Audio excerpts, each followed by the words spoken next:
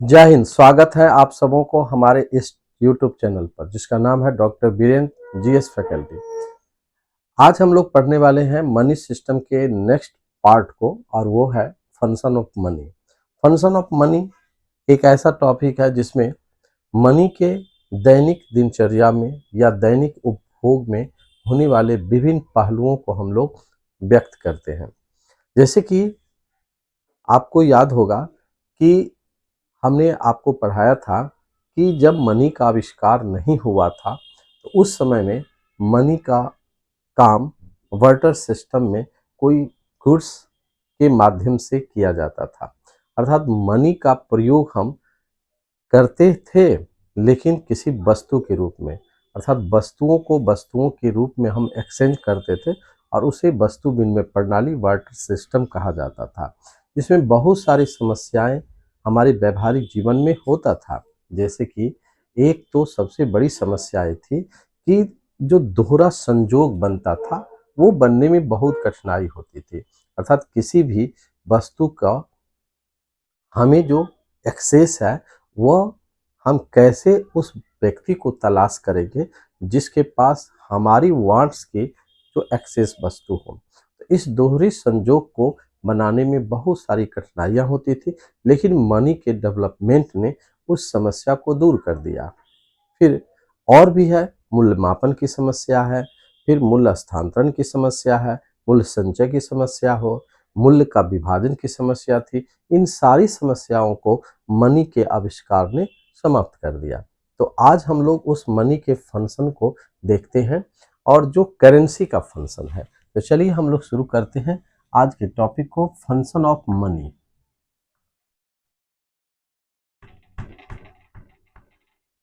Function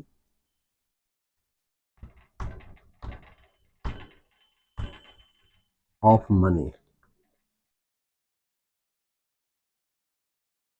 याद रखना है कि फंक्शन ऑफ मनी है लेकिन यह करेंसी का फंक्शन है। सबसे पहले मनी का जो पहला फंक्शन है वो है,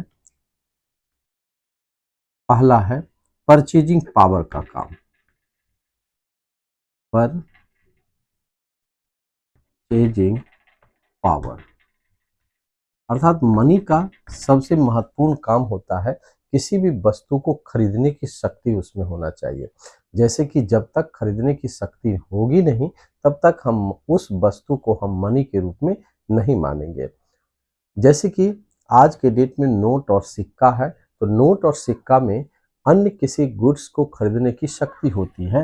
अर्थात हम कह सकते हैं ये भारत का रुपया है और इससे हम किसी गुड्स को खरीदते हैं। तो इसका मतलब है कि गुड्स को खरीदने की शक्ति एक मनी यानी कि करेंसी में है, इसीलिए यह करेंसी है या मनी है। यह काम है खरीद बिक्री का। दूसरा है मेजरमेंट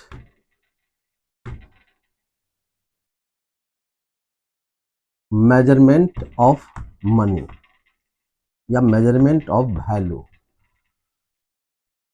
ये मेजरमेंट ऑफ वैल्यू मतलब हुआ कि किसी मनी में वो गुण होता है जिससे उस किसी भी वस्तु को हम उसके मूल्य को माप सकते हैं। अर्थात मूल्य को माप सकते हैं। जैसे कि 1 क्विंटल चावल का कीमत कितना है ये हम मनी के रूप में ही मानते हैं। जब तक वह मनी नहीं हमारे पास है, करेंसी के रूप में हम प्रचलित मुद्रा नहीं है, तब तक हम ये मान ही नहीं सकते हैं कि किसी वस्तु का मूल्य कितना होना चाहिए। उसके बाद है, तीसरा है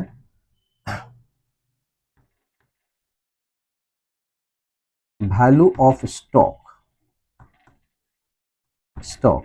यानी कि स्टॉक करने का भी गुण होना चाहिए, मूल्य का संचय होना चाहिए। किसी भी वस्तु का हम मूल्य अगर हम मनी के रूप में रखते हैं तो निश्चित तौर पर उस वस्तु के को लंबे समय तक उसके मूल्य को हम रख सकते हैं। जैसे कि किसी कमोडिटी को अगर रखते हैं तो बीच में ही क्षतिग्रस्त हो सकता है, उसका स्वरूप में बदलाव होने से उसके जो क्वांटिटी है उसमें कमी हो सकती है, उसके वेट में कमी हो सकती है। इस तरह से हमारा ये उद्देश्य पूरा नहीं हो सकता है कि मनी को जिस रूप में हम रखें उसी रूप में हम रखते रहें। ठीक है। इसके बाद है मीडियम का एक्सचेंज। चौथा है मीडियम ऑफ एक्सचेंज। ये तो स्टॉक किया, मनी को संचय किया, ठीक है, संग्रह किए, और यहाँ पर एक्सचेंज कर सकते हैं मीडियम, अर्थात किसी वस्तु को हम लेन देन जब करते हैं तो एक वस्तु को दूसरे वस्तु के रूप में बदलने में हमें मनी ही सहायक होता है। जैसे किसान के खेत में अगर अनाज है तो अनाज को हम मनी के रूप में बदल लेते हैं और तब किसान खाद खरीदते हैं। या किसी पशुपालक के पास पशु है तो वह पशु को बेचकर, ठीक है, वह अपना प्रॉपर्टी खरीदेगा। तो निश्चित तौर पर यह एक काम है मनी का कि हमें उसको मीडियम माध्यम बनाते हैं एक्सचेंज करने का। एक और माध्यम है इसको कहते हैं transfer of value. Transfer of value पांचवा है ट्रांसफर ऑफ वैल्यू। ये ट्रांसफर अर्थात हम कह सकते हैं कि एक हाथ से दूसरे हाथ में अगर हम भेजते हैं किसी मनी को, तो हम मनी को किसी वस्तु के रूप में भेजने में बहुत सारी कठिनाई होगी, लेकिन हम उसके मूल्य को अगर हम ट्रांसफर करते हैं तो आसानी से चला जाता है। आज की डेट में क्रेडिट मनी है और क्रेडिट के रूप में हमारा विश्वास जाता है। भले वह क्रेडिट जो है, क्रेडिट मतलब जमा जो है, वह हमारे अकाउंट में रहता है और अकाउंट मनी के रूप में या ऑनलाइन पेमेंट के रूप में या गुड्स फिजिकली ट्रांसफर होता है। लेकिन फिजिकली ट्रांसफर करने के लिए मनी रहना जरूरी है, उसे सरलता होती है, सुविधा होती है, अन्यथा उसमें बहुत सारी कठिनाई होगी। जैसे हम अनाज है, अनाज को हम ट्रांसफर कैसे करेंगे, करने के लिए आसान है लेकिन उसमें असुविधा है। कैश फॉर्म में अगर हम ट्रांसफर करते हैं तो बहुत आसानी से होता है, तो ट्रांसफर ऑफ वैल्यू होगा। एक और काम है जिसको कहते हैं बेसिस ऑफ क्रेडिट, 6 नंबर में है बेसिस ऑफ क्रेडिट। कह सकते हैं ये बेसिस है, आधार है, हमारे क्रेडिट का, साख का ये आधार है। ठीक है, साख का आधार होता है मनी। हमारा विश्वास जो है वो मनी पे डिपेंड करता है, यानी कि हमारे क्रेडिट कितना होगा, ये जब तक हमारे पास विजुअली मनी नहीं रहेगा तब तक हमारा विश्वास कुछ भी नहीं रखा। व्यवहारिक जीवन में हम लोग को ये भी कहा जाता है कि पैसा है तो पहचान है, पैसा नहीं है तो कुछ भी पहचान नहीं है। तो मनी का रहना जरूरी है और मनी हमारे क्रेडिट के रूप में हमें बेस होता है, मनी क्रेडिट का बेस होता है। एक है लिक्विडिटी ऑफ प्रॉपर्टी, सातवां है लिक्विडिटी ऑफ प्रॉपर्टी। संपत्ति का लिक्विड फॉर्म में ही हम मनी को रख सकते हैं। संपत्ति का हम लिक्विड रूप में मनी को रखते हैं। जैसे कि किसी के पास जमीन है तो जमीन कितने का है वह मनी के रूप में ही मापा जाता है। जैसे कि 1,00,000 रुपये पर डिसमल, अगर ऐसा है तो 1 डिसमल जमीन का जो प्रॉपर्टी के रूप में है उसको हम मापते हैं, कैसे, लिक्विड फॉर्म में रखते हैं। ठीक है। एक और है जिसको कहते हैं standard of deferred payment. Standard of deferred payment, आठवां है स्टैंडर्ड ऑफ डिफर्ड पेमेंट। यहां पर एक ऐसा है पेमेंट का जिसको कह सकते हैं स्थगित भुगतान या विलंबित भुगतान। स्थगित भुगतान, ये स्थगित भुगतान जो है इसके लिए मनी जरूरी है। जैसे आज का पेमेंट हम अगर 2 दिन के बाद करेंगे तो मनी के रूप में ही हम सुविधाजनक रूप से पेमेंट कर सकते हैं, अन्यथा हमारा नहीं होगा। ठीक है। तो यहाँ परचेजिंग पावर, ठीक है, purchasing power, measurement of value, value of stock, या कह सकते हैं स्टॉक का जो हम संग्रह करते हैं, ठीक है ना, स्टोर करते हैं, वो वैल्यू का हम मनी के रूप में। Medium of exchange, transfer of value, basis of credit, liquidity of property और स्टैंडर्ड ऑफ डिफर्ड पेमेंट। जो अल्टरनेटिव प्रयोग करते हैं मनी का, अल्टरनेटिव पेमेंट करते हैं, वो भी हम मनी के फॉर्म में करते हैं। उसके बाद bearer of option, bearer of option भी एक मनी का काम है।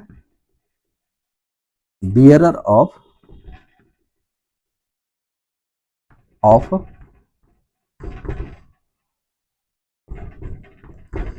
ऑप्शन कह सकते हैं।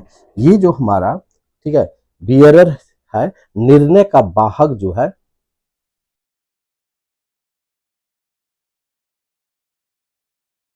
बियरर ऑफ ऑप्शन जो है, ये वाहक, निर्णय का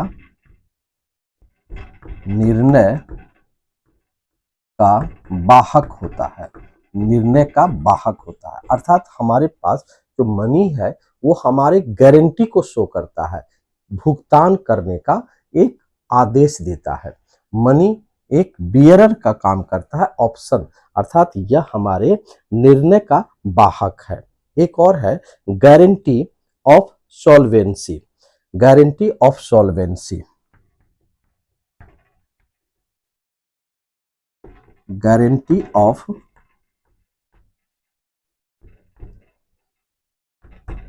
सॉल्वेंसी, जिसको कह सकते हैं शोधन क्षमता, शोधन क्षमता। इसका मतलब होता है कि हमारे पास जब मनी होता है तो उस मनी को हम क्या कर सकते हैं कि जब तक हमारे पास मनी है तब तक हम उसको ट्रांसफर कर सकते हैं। जैसे कि बैंक बैलेंस जरूरी है, क्योंकि जब तक हमारे पास पैसा स्टोर नहीं रहेगा तब तक हम किसी भी वस्तु को बदलने का या देने का, भुगतान करने का हम कोई भी आधार नहीं रख सकते हैं या कर नहीं सकते हैं। जैसे कि हमारे पास लाखों का अनाज है तो अनाज का पेमेंट तो हम कर नहीं सकते, बल्कि लाखों रुपया हमारे पास होना चाहिए, तभी हम उस वस्तु को हम दूसरे रूप में रख सकते हैं या भेज सकते हैं, या हमारे उसी गारंटी पर कोई ब्याज दे सकता है। जैसे कि हमारे पास लैंड फॉर्म में है, लेकिन हम अगर उस पर उधार लेना चाहते हैं तो वो लैंड फॉर्म का एक गारंटी बनता है, ठीक है, कि वह हमें देने में या वापस करने में हमें सुविधा होगा। अन्यथा हमारे पास जितनी भी लायबिलिटी है, अगर हमारे पास वो मनी नहीं रहेगा तो हम वापस नहीं कर सकते हैं, अर्थात हमें दिवालिया हो सकता है। इसीलिए कोई भी कंपनी अगर हमें पैसा दे रही है, उस स्थिति में हमारे पास कुछ पैसे का जमा होना चाहिए, तभी वह पैसा को हम रिटर्न करने में सक्षम होंगे। अन्यथा हम रिटर्न नहीं कर पाएंगे तो शोधन करने की क्षमता जो है, गारंटी जो है हमारे पास नहीं है और हम दिवालिया घोषित किए जा सकते हैं। इस तरह से मनी का जो है, ये डिस्ट्रीब्यूशन ऑफ मनी भी एक काम है। Distribution of social income, distribution of social income, distribution of social income कह सकते हैं कि सामाजिक जो आय है उसका भी डिस्ट्रीब्यूशन हम मनी के माध्यम से ही कर सकते हैं। जैसे कि सिंपल सी बात है, मनी के रूप में ही हम विभाजन कर सकते हैं प्रॉपर्टी का। इसको हम इस तरह से भी लिख सकते हैं कि डिस्ट्रीब्यूशन जो करते हैं सोशल इनकम या प्रॉपर्टी, ये संपत्ति का हम विभाजन भी कर सकते हैं। जैसे कि किसी के पास एक बड़ा फ्लैट है, मकान है, अब उसको, उस बिल्डिंग को, मकान को अगर डिस्ट्रीब्यूट करना है तो पूरी मकान के पार्ट बाय पार्ट को तोड़ना पड़ेगा, ईंटों को अलग करना पड़ेगा, या फ्लैट वाइज मानेगा, रूम के आधार पर होगा। लेकिन जब मनी है तो निश्चित तौर पर उस बिल्डिंग को हम मनी के रूप में मूल्य को निर्धारित कर दिए और जितने उसके पार्टनर है उसको हम बांट दिए। जैसे कि ये हमारे पास एक बिल्डिंग है, इसको 4 भागों में बांटते हैं, इस बिल्डिंग की खूबसूरती जो है खत्म हो जाएगी। उसी तरह से पहले बर्टर सिस्टम में होता था, जैसे कि एक कोई वस्तु है और उस वस्तु को 4 भागों में बांटते हैं, तो बांटने के बाद उसकी जो महत्व है, उसका जो मूल्य है वो कम हो जाता था। इसीलिए अब हम क्या करेंगे, इस बिल्डिंग का अगर 1 लाख रुपया है तो 1 लाख रुपया को हम क्या कर सकते हैं, इसको 4 भागों में बांट सकते हैं। ठीक है ना, 4 भागों में बांट देंगे और जितना हिस्सा होगा वह बढ़ जाएगा। तो प्रॉपर्टी का बंटवारा या डिस्ट्रीब्यूशन में भी मनी का इंपॉर्टेंट रोल है। तो इस तरह से फंक्शन ऑफ मनी के टोटल 11 फंक्शन है, जिसमें आकस्मिक से लेकर के इमीडिएट फंक्शन सब कुछ है। जैसे कि purchasing power, measurement of value, value of stock, medium of exchange, transfer of value, basis of credit, ठीक है, liquidity of property, standard of deferred payment, bearer of option, निर्णय का वाहक, समझ रहे हैं, ठीक है ना। इसके बाद गारंटी ऑफ सोल्वेशन, शोधन की क्षमता, अन्यथा दिवालिया हो जाएगा, वापस करने की क्षमता उसमें होनी चाहिए। और डिस्ट्रीब्यूशन ऑफ सोशल इनकम या प्रॉपर्टी, यह भी मनी का महत्वपूर्ण काम होता है। अब सवाल उठता है कि मनी को हम कैसे जारी करते हैं या मनी हमारे देश में किस तरह से इशूज किया जाता है, इसको हम लोग जस्ट अगले क्लास में देखेंगे। तो आज हम लोग फंक्शन ऑफ मनी को देखा और फंक्शन ऑफ मनी से स्पष्ट हो गया कि हम अगर स्टॉक करते हैं भविष्य के पेमेंट के लिए तो मनी को रखना बहुत जरूरी है, क्योंकि यही हमारे भविष्य का निर्णायक भी हो सकता है, वर्तमान के वाहक भी हो सकता है, और इसी मनी के आधार पर सारा इकोनॉमी हमारे लिए ही नहीं बल्कि देश के इकोनॉमी के लिए मनी आवश्यक है। Liquidity of money, quantity of money, जिसको आगे चल करके हम इस तरह से लिखते हैं, quantity of money, quantity of money, और इसका मूल्य जो है इसी क्वांटिटी ऑफ मनी पर डिपेंड करता है। क्वांटिटी ऑफ मनी अगर ज़्यादा होगा तो वैल्यू ऑफ मनी जो है वो कम हो जाता है, ठीक है ना। और जस्ट उल्टा, क्वांटिटी ऑफ मनी अगर कम है तो वैल्यू ऑफ मनी जो है वो अधिक है। ये दोनों ऑप्शन जो है हमारे व्यवहारिक जीवन में निर्भर करता है, और इसी को वैल्यू जो है ये वेरिएबल होता है।